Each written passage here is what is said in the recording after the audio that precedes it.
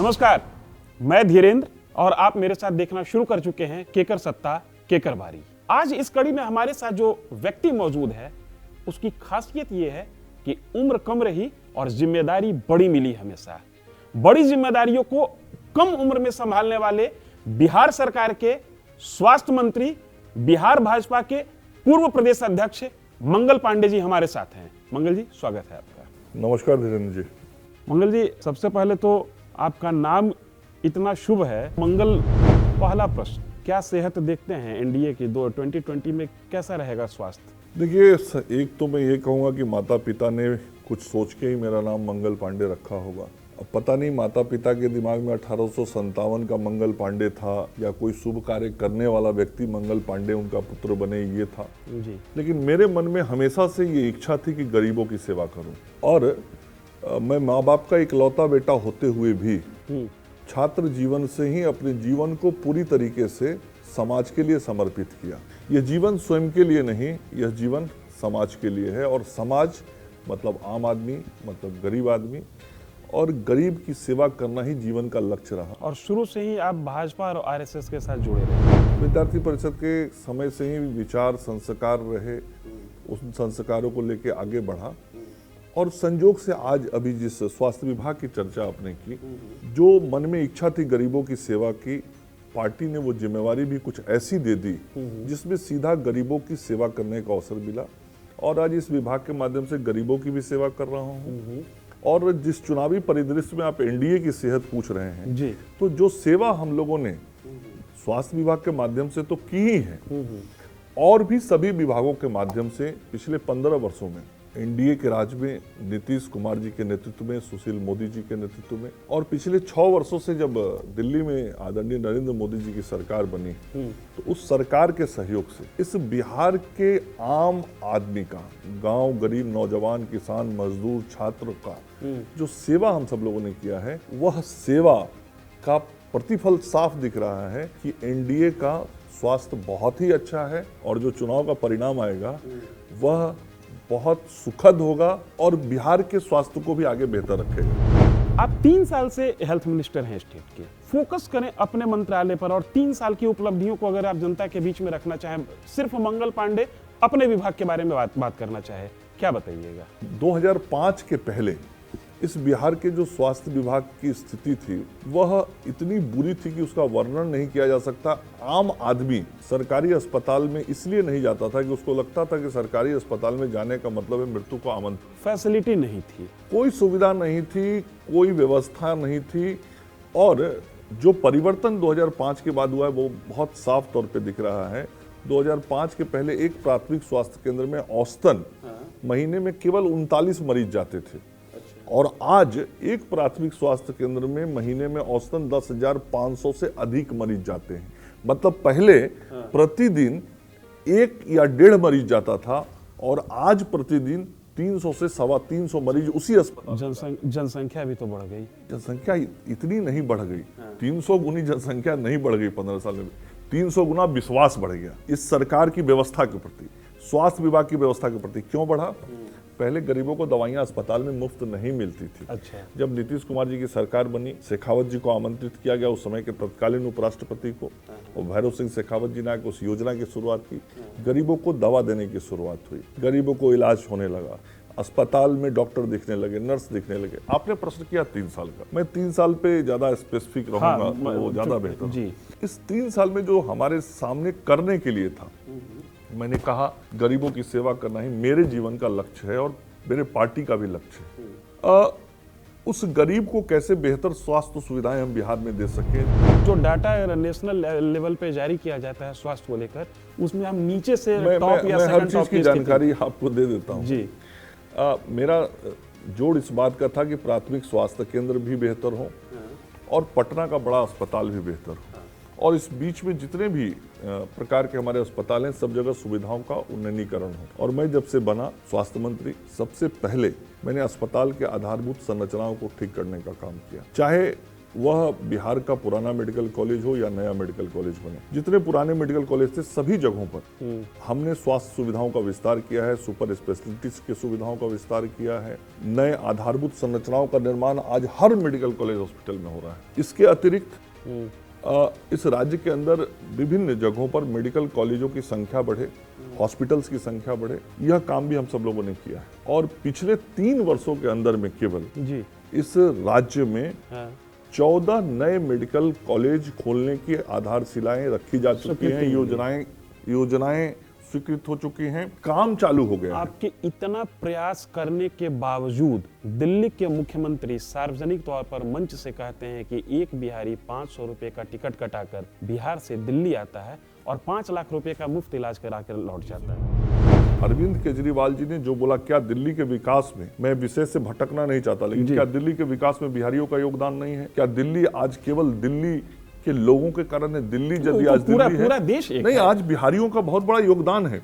यदि बिहारी वहां जाके काम करता है, दिल्ली को बनाता है, वहां पर बिहार का कोई आदमी बीमार पड़ेगा तो इलाज तो वहीं कराएगा। मेरे प्रश्न का आशय ये है कि अगर ये सवाल देश के किसी कोने से कोई भी व्यक्ति उठाता है तो फिर बिहार के स्वास्थ्य मंत्री के मन में एक चिंता जगती है कि मैं कुछ ऐसा कर गुजरूं, ऐसा लांछन, ऐसा सवाल कोई न ले सके। मैं बिल्कुल स्पष्ट करना चाहता हूं, पिछले 3 वर्षों में मैंने इस राज्य के अंदर में 14 नए मेडिकल कॉलेज खोलने के काम को स्वीकृति दे दी और विभिन्न जगहों पर निर्माण के काम को शुरू करवा दिया। IGIMS जैसा अस्पताल, जहां पे आज लीवर ट्रांसप्लांट होने के काम भी शुरू हो गए हैं, किडनी ट्रांसप्लांट हो रहा है, और भी ऑर्गन्स ट्रांसप्लांट के काम चल रहे हैं। कैंसर इंस्टीट्यूट इस IGIMS के अंदर शुरू हो गया। SKMCH मुजफ्फरपुर के अंदर कैंसर का नया हॉस्पिटल बनने की स्वीकृति हमने दे दी है। देश का पहला 100 बेड का पीकू, एक चमकी बुखार की बीमारी थी जिसके कारण बड़ी संख्या में बच्चों की मृत्यु इस राज्य के अंदर होती थी और आवश्यकता था मुजफ्फरपुर के अंदर एक बड़े पीकू हॉस्पिटल का। देश का पहला 100 बेड का पीकू हॉस्पिटल 8 महीने के अंदर हमने मुजफ्फरपुर में बना के खड़ा कर दिया। मैं 3 साल के अंदर एम्बुलेंस में लगभग 600 एम्बुलेंस की हमने वृद्धि की, जिसके कारण आज समय से मरीज अस्पताल में पहुंच जाता है। इस 3 वर्ष के अंदर में 28,000 नियुक्तियां हमने स्वास्थ्य विभाग के अंदर में की हैं। आपके पास जो डॉक्टर्स की संख्या है वो सैंक्शन पोस्ट से लोग बताते हैं कि लगभग 50% कम है। नेशनल एवरेज से भी आप बहुत नीचे हैं। आपके यहाँ डॉक्टर्स की जो संख्या है उसकी बात नहीं, आप जो कह रहे हैं वो परिस्थितियां थी, वो स्थिति थी, उसमें बदलाव किया है हमने। 50% की कमी थी, लेकिन आज वो स्थिति नहीं है। पिछले 3 वर्षों के अंदर में हमने विभिन्न प्रकार से इस राज्य में 9,000 चिकित्सकों की नियुक्ति की है। क्या पूर्ववर्ती सरकार नियुक्तियां नहीं कर रही थी? आपको जान के आश्चर्य होगा कि 2005 के पहले की जो सरकार थी जी, उस सरकार में चिकित्सकों की नियुक्ति नहीं हुई थी। उस समय चिकित्सक और पैरामेडिकल स्टाफ और नर्सेज की आवश्यकता रहते हुए भी वो नियुक्ति नहीं करते थे। और हमने 3 साल के अंदर में 14,000 नर्सेज की बहाली की है। तो जो चिकित्सकीय क्षेत्र में HR की कमी थी, उस कमी को भी हम लोगों ने भरने का काम। मंत्री जी, आप अनुपातिक रूप में एक व्यक्ति के पीछे जो आपका बजट है, आप सालाना 438 रुपया उसके स्वास्थ्य के पीछे खर्च करते हैं। लगता है कि ये वाजिब राशि है? ये देखिए, जो राज्य के का बजट है, उस बजट का लगभग 5% राशि स्वास्थ्य विभाग के ऊपर आज खर्च हो रहा है। हमारा बजट लगभग 10,900 करोड़ रुपए का स्वास्थ्य विभाग का है। कुल बजट लगभग 2,05,000 करोड़ रुपए का है। तो 5% की राशि जो आज हम खर्च कर रहे हैं, निश्चित रूप से आगे आने वाले समय में इसमें बढ़ोतरी की आवश्यकता है। लेकिन बढ़ोतरी के साथ साथ जो व्यवस्थाएं हैं, उन व्यवस्थाओं को भी ठीक करना होगा। केवल राशि बढ़ाने से तो काम नहीं होता है। नीति आयोग का भी कहना है कि कुल जो बजट होता है उसका लगभग 7 से 8% राशि स्वास्थ्य के ऊपर खर्च होना चाहिए। पूरे देश के विभिन्न राज्यों के बजट को हम देखेंगे तो सबका आंकड़ा ऐसा ही है, 5 से 6% के बीच में विभिन्न राज्य सरकारें खर्च करती हैं। हमारी भी सरकार उतना करती है। इसको बढ़ाने की आवश्यकता है। लेकिन इसी व्यवस्था में जब कोरोना जैसी महामारी आई, तब आपका मैनेजमेंट बहुत बढ़िया दिख रहा था। ये कौन सी जादू थी? नहीं, आप देखेंगे कि जब कोरोना की बीमारी आई तो एक समय ये स्थिति थी, मार्च के शुरुआती महीने में हमारे पास एक लेबोरेटरी नहीं था यहाँ कोरोना का जांच करने के लिए। हमको पुणे अपना सैंपल भेजना पड़ता था। ये जब कोरोना की लड़ाई पूरी दुनिया में शुरू हुई, भारत में शुरू हुई, शुरुआती दिनों में मार्च और अप्रैल के महीने में आपको याद होगा हम लोगों को कठिनाइयां, परेशानियां झेलनी पड़ी थी। उन दिनों में आधारभूत संरचनाओं का निर्माण करना था, कुछ मालूम नहीं था। आप स्वयं भी बाहर नहीं निकल रहे थे, ऐसा आरोप आप पर लग रहा था कि स्वास्थ्य बिल्कुल मंत्री नहीं, भी... मैं एक भी दिन ऐसा नहीं था जिस दिन मैं घर में रहा हूं, एक दिन भी ऐसा नहीं था। मैं प्रतिदिन लोगों से मिलता था, प्रतिदिन विभाग की मॉनिटरिंग कर रहा था, नए नए कैसे लेबोरेटरी सेटअप किए जाए इस राज्य के अंदर में, अस्पतालों के अंदर कैसे मरीजों की व्यवस्था की जाए, जो हमारे क्वारंटाइन सेंटर्स बन रहे हैं वहां पे सुविधाओं का विस्तार कैसे किया जाए, हम घर घर जाके डोर टू डोर कैसे लोगों का चेकअप करें, और ये सारा काम हमने कराया। और मैं स्वयं अपने से पीपीई किट पहन के मरीजों के बेड पर जा जाके हॉस्पिटल में मिलने का काम करता था। वो तस्वीर दिखी गई है। निश्चित रूप से यह एक नई प्रकार की बीमारी थी, पूरी व्यवस्था नहीं थी। ये नई बीमारी थी, नई व्यवस्था थी, आपने कायदे से टैकल कर लिया। जो पुरानी बीमारी है, आज बिहार कोरोना के खिलाफ लड़ाई में दुनिया का नेतृत्व कर रहा है, केवल भारत का नेतृत्व कर रहा है ऐसा नहीं है। आज बिहार का रिकवरी रेट जो है वह दुनिया के किसी भी देश से ज्यादा है, 94.21%। दुनिया के किसी देश में नहीं है, अपने देश में किसी राज्य में नहीं है और दुनिया के किसी देश में नहीं। ये मैकेनिज्म डेवलप कैसे हुआ? मैकेनिज्म डेवलप किया गया और हम सब लोगों ने मेहनत किया। आज प्रतिदिन 1 लाख से अधिक जांच इस राज्य के अंदर में किया जा रहा है। 90 लाख से अधिक जांच हमने इस राज्य के अंदर किया है और प्रतिदिन औसतन 1 लाख जांच कर रहे हैं। जांच करने के बाद मरीज पता लगता है, उसको तुरंत आइसोलेट करते हैं ताकि वो स्प्रेड नहीं करे समाज में कोरोना को। उसके घर तक दवाइयां पहुंचाते हैं। एक एक जिले में हमने अलग से उसकी मॉनिटरिंग की सिस्टम बनाई है। हमने उसके लिए अलग से सेल बनाए हैं हर जिले में। हर जिला का टोल फ्री नंबर डाला है हमने और जो होम आइसोलेशन में भी पेशेंट है उसके घर तक दवाइयां पहुंचाने का काम हम कर रहे हैं, मरीजों को स्वस्थ कर रहे हैं। तब आज 94.21% हमारा रिकवरी रेट है। हमारी मोर्टेलिटी रेट भी इस देश के सभी जो बड़े राज्य हैं उसमें सर्वाधिक कम है, केवल 0.5%। और आज लगभग 7 महीना होने जा रहे हैं कोरोना को। अभी तक इस 7 महीने में भी बिहार में जो कुल मृत्यु हुई है वो 1000 की संख्या तक नहीं पहुंचा है। चुनाव 2020 का नज़दीक, जैसे ही चुनाव नज़दीक आता है इजाज़त मिल जाती है एम्स खोलने का, ये कोई पॉलिटिकल स्टैंड है? पिछले 2 साल से बहुत गंभीरता के साथ ये चल रहा था। दक्षिण बिहार के पट्टा में एक एम्स पहले से अटल बिहारी वाजपेयी जी के समय में मिला था। दूसरा एम्स बिहार को मिला था। ये बिहार का सौभाग्य, देश में 1 या 2 राज्यों में है जहां 2 एम्स। तब भारत की सरकार ने, भारत सरकार के कैबिनेट ने इसकी स्वीकृति दी और अब आगे आने वाले समय में दरभंगा में प्राइवेट प्लेयर्स क्यों नहीं आते हैं आपके यहाँ? मेडिकल में प्राइवेट इन्वेस्टमेंट की बड़ी जरूरत मानी जाती है। अच्छे हॉस्पिटल्स हों, एक तरीके से रेवेन्यू का भी मसला वो बन सकता है। लेकिन हमारा मानना है, हमारी सरकार का मानना है कि पूरी दुनिया के यदि स्वास्थ्य सुविधाओं को हम देखेंगे तो पूरी दुनिया में स्वास्थ्य सुविधाओं को दोनों तरीकों से समाज को दिया जाता है। जहां भी सरकारें हैं, सरकारें अपने तरीके से अस्पतालों का प्रबंधन करती है, व्यवस्था करती है। लोक कल्याणकारी राज्य होने के कारण जनता के स्वास्थ्य की जिम्मेदारी भी लेती जी, ठीक है। दूसरा, बिहार में भी जो अच्छे प्राइवेट हॉस्पिटल्स हैं हम उनको प्रोत्साहित भी करते हैं, उनको संरक्षित भी करते हैं। मेदांता जैसा हॉस्पिटल आज बिहार में खुल गया और उसमें वो जयप्रकाश नारायण जी और प्रभावती जी के नाम से जयप्रभा मेदांता के नाम से खुला है। बिल्कुल। उस अस्पताल की खासियत ये होगी कि आयुष्मान भारत योजना के लाभार्थी भी उस अस्पताल में जाएंगे जी। मतलब मेदांता जैसे हॉस्पिटल में बिहार का गरीब आदमी भी जाके इलाज कराएगा। ये बहुत बड़ी बात होगी। हम मुख्यमंत्री चिकित्सा सहायता योजना चलाते हैं। इस राज्य के अंदर जो गरीब है, जिसकी वार्षिक आमदनी 2.5 लाख रुपए से कम की है, उसको कितना भी गंभीर रोग हो जाता है, उसको उस मुख्यमंत्री चिकित्सा सहायता योजना से हम सीधी राशि हॉस्पिटल में भेज के उसकी जान को बचाते हैं। जिस प्रकार से आयुष्मान भारत योजना में 5 लाख रुपए तक की राशि देने का निर्णय भारत की सरकार और राज्य की सरकार ने 5,85,00,000 लोगों के लिए किया है बिहार में, तो उससे शेष बचे हुए लोगों को हम इस मुख्यमंत्री चिकित्सा सहायता योजना से भी पैसा पहुंचाते हैं। तो ये जो प्राइवेट हॉस्पिटल्स हैं, उन अस्पतालों में भी गरीबों को सुविधाएं दिलाने का काम हम सब लोग इस राज्य के अंदर करते हैं। आपके बारे में जो पॉलिटिकल गलियारों में चर्चा है कि बीजेपी का सबसे बड़ा सवर्ण चेहरा जो बीजेपी के पोस्टर्स पर दिखता है, कैसा लगता है ये सुनकर? संपूर्ण समाज की सेवा कर सकते। समाज सदियों से अपनी परंपराओं पर चल रहा है, अपनी व्यवस्था पर चल रहा है। अब उस परंपरा और व्यवस्था के आधार पर आप मीडिया के मित्र यदि कुछ चेहरा बनाते हैं तो ये आपका विषय है। मैं तो संपूर्ण समाज की। मीडिया के मित्र तो ये भी जानना चाहते हैं कि मंगल पांडे चुनाव क्यों नहीं लड़ते।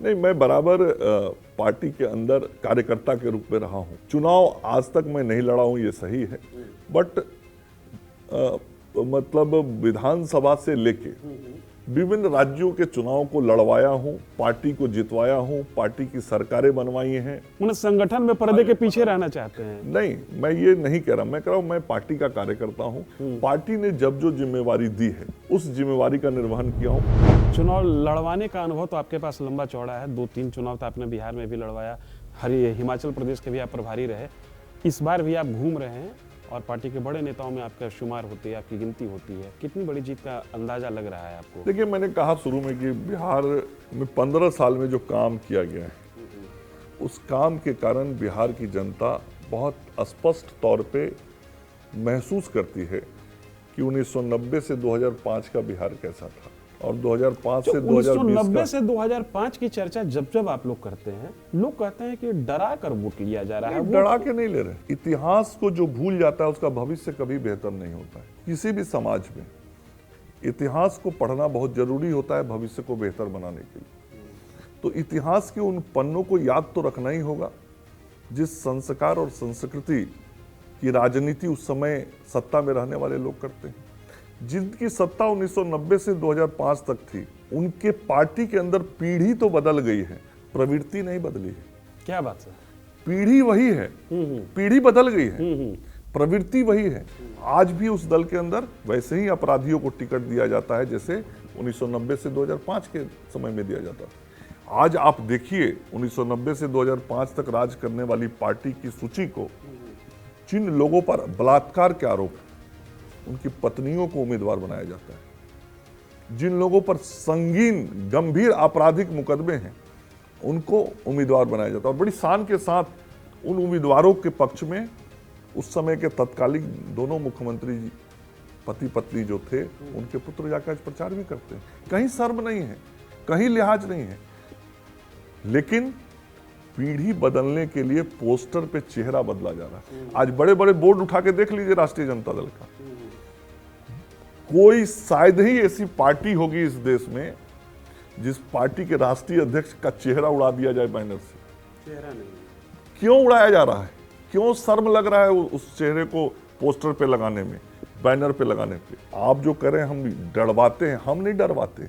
वो स्वयं अपने उन लोगों के तस्वीर को लगाने से डरते हैं। उस चेहरे को देख के जनता को याद आ जाएगी कि 1990 से 2005 का बिहार कैसा था और किसके। मंगल जी, अपोजिशन की तरफ से एक प्रश्न है कि बीजेपी एक खास वर्ग को डराकर उसका वोट लेना चाहती है और यही कारण है कि आप अपने 15 साल की चर्चा कम कर रहे हैं, उनके 15 साल की चर्चा ज्यादा कर रहे हैं। नहीं, बहुत साफ मैं आपको कहना चाहूंगा, हमारा मुद्दा बहुत साफ है, विकास का मुद्दा है और हम विकास की ही बात करना चाहते हैं। इन 15 वर्षों की चर्चा और उस 15 वर्ष की चर्चा इसीलिए करते हैं कि उन 15 वर्षों में विकास नहीं हुआ था, उन 15 वर्षों में विनाश हुआ था। उन 15 वर्षों में विकास नहीं हुआ था, उन 15 वर्षों में बर्बादी हुई। और इन 15 वर्षों में हमने बिहार में विकास किया है। सड़क का क्षेत्र हो, बिजली का क्षेत्र हो, सिंचाई का क्षेत्र हो, शिक्षा का क्षेत्र हो, स्वास्थ्य का क्षेत्र हो, हर क्षेत्र में हमने बिहार को आगे पहुंचाने का काम किया है। और तो फिर विपक्ष क्या आरोप लगाएगा? तो फिर आप अपने काम की चर्चा कीजिए ना, उनके काम, उनके दिनों की चर्चा क्यों करते हैं? मैंने कहा इतिहास याद रखना पड़ता भविष्य को बेहतर करने के लिए। यदि इतिहास भूल जाएंगे तो भविष्य बेहतर नहीं होगा। और किसी खास वर्ग की चर्चा भारतीय जनता पार्टी नहीं करती। भारतीय जनता पार्टी तो सभी वर्गों को साथ लेकर चलती है, सभी वर्गों के लिए राजनीति करती है, सभी वर्गों के उत्थान की बात करती है। और हमारे प्रधानमंत्री जी कहते हैं सबका साथ, सबका विकास और सबका विश्वास। और आदरणीय नरेंद्र मोदी जी के इस मंत्र के साथ भाजपा और एनडीए का कार्यकर्ता सबको साथ में लेके सबके विकास के लिए काम करता है। लेकिन इन लोगों का क्या है? इन लोगों ने विकास तो किया अपने माता पिताजी के कारण, बहुत कम उम्र में बहुत सारी संपत्तियों के मालिक बन गए वो, लेकिन आज माताजी और पिताजी का पोस्टर पे फोटो लगाने में भी इनको संकोच होता है। क्यों नहीं लगाते राष्ट्रीय जनता दल के लोग? हमारा प्रश्न है उनसे, मेरा प्रश्न है उस पार्टी के नेता प्रतिपक्ष से कि आज बैनर पर से आपने अपने पिताजी का फोटो क्यों हटा दिया जो उस पार्टी के राष्ट्रीय अध्यक्ष हैं? माताजी का तस्वीर क्यों उतार दिया जो इस राज्य की पूर्व मुख्यमंत्री रही हैं? कोई भी पार्टी गौरव करता है अपने नेता पर, कोई भी पार्टी गौरव करता है अपने पूर्व के प्रधानमंत्री पर, पूर्व के मुख्यमंत्री पर, अपने राष्ट्रीय अध्यक्ष पर। आप गर्व नहीं करते? आपको शर्म आती है क्या? आप क्यों नहीं लगाते? इसका जवाब क्यों नहीं देते? मैं पूछना चाहता हूं विपक्ष के इन लोगों से।